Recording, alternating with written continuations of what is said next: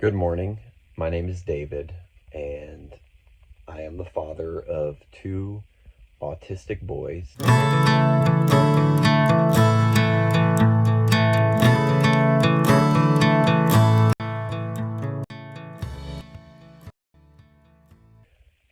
My oldest son is Isaac. He's 14 years old now.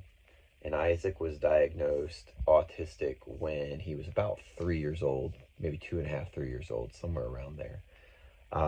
We knew something was going on because he wasn't speaking, wasn't using words at the appropriate age, and he was doing a lot of sensory things, walking on his tippy toes and things like that.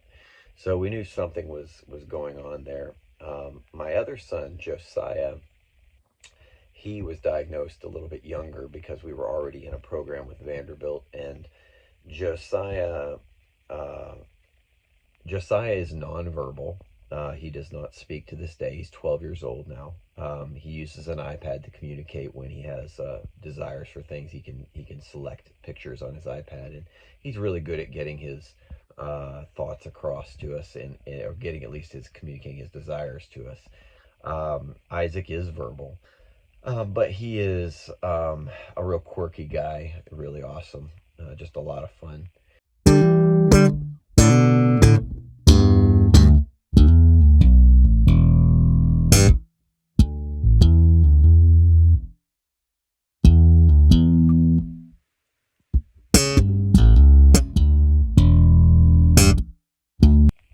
I want to read a scripture, um, and this is from Luke chapter 9, verse 46 and through 48. It says that a dispute arose among them, the disciples, as to which of them would be the greatest.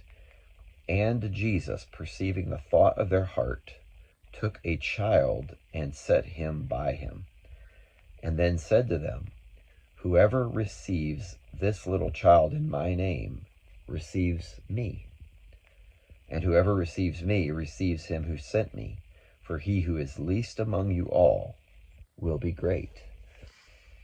You know, I've heard that passage all my life. And, sometimes, we can hear things, and especially from the Bible, and they can be information, and they can even be things that have kind of a moral, we recognize that that's the way we should be, etc.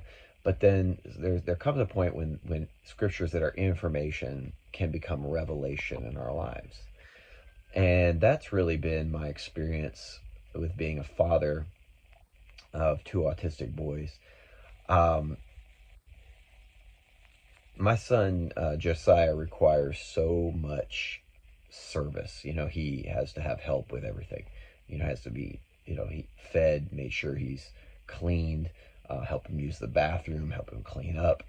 Um, you've got to, watch him and anticipate what's going on. He doesn't know how to really be safe, so you have to think about his safety at all times. You have to make sure he's not getting out of the house, running into the street. There's just all kinds of things. It's a constant awareness of what's going on with Josiah, and I have to be attentive to him.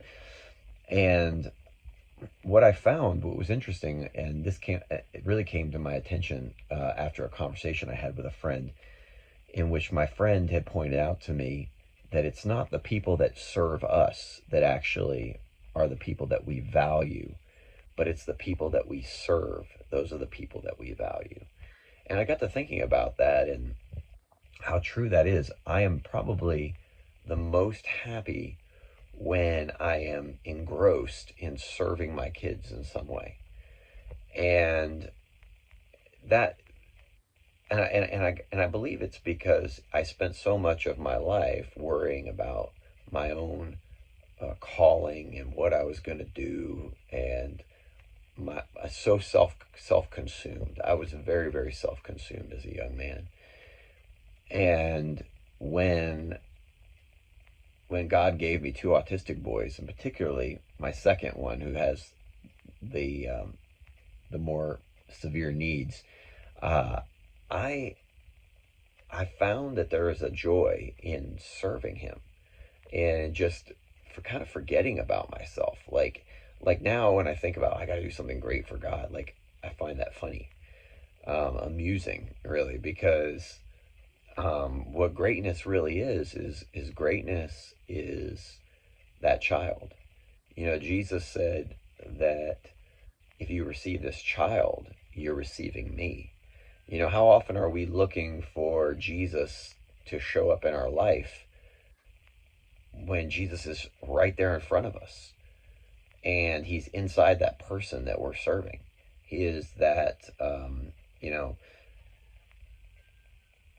and so, being able to serve Josiah and Isaac, but Isaac is really he's really capable. He's high functioning. He's doing a good job. He feeds himself, makes his own dinners. He's an awesome kid. But Josiah, I have to just constantly. It's like a toddler in a 12-year-old body, and so in many ways, I mean, he's highly intelligent, but just the needs are that level, and yet the greatest joy is when he wakes up. For me, is when he wakes up in the morning and being able to just see his smile. And I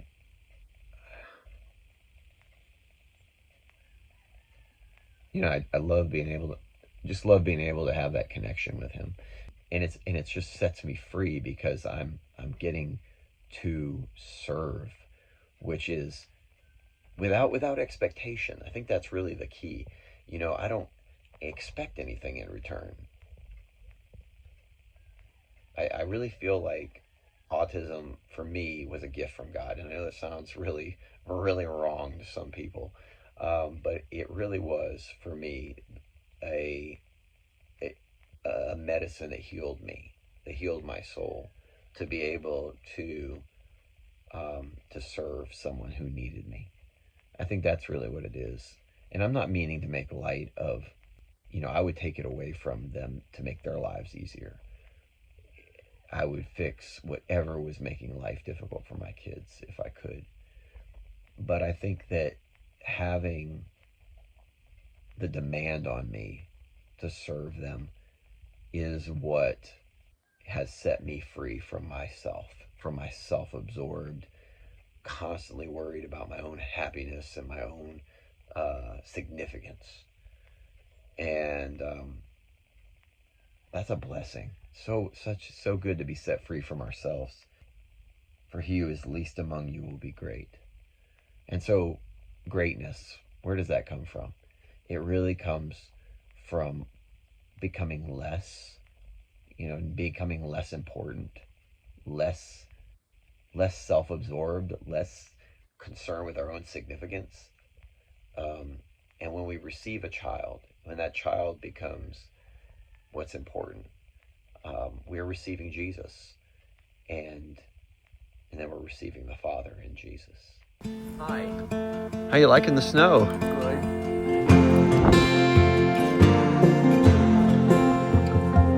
We're probably only going to last a few minutes out here. Joey's running around in socks.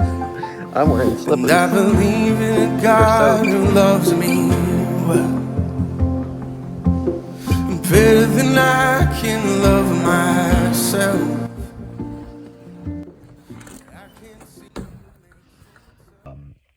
I wanted to be a missionary, and I really felt all of my life that I was supposed to do something great for God. My understanding of greatness was really backwards. I didn't anticipate the way that life was going to turn out, but I'm actually really glad that it did turn out the way that it did. So I hope this could encourage you guys, and thanks so much. I hope there's more of these to come. God bless.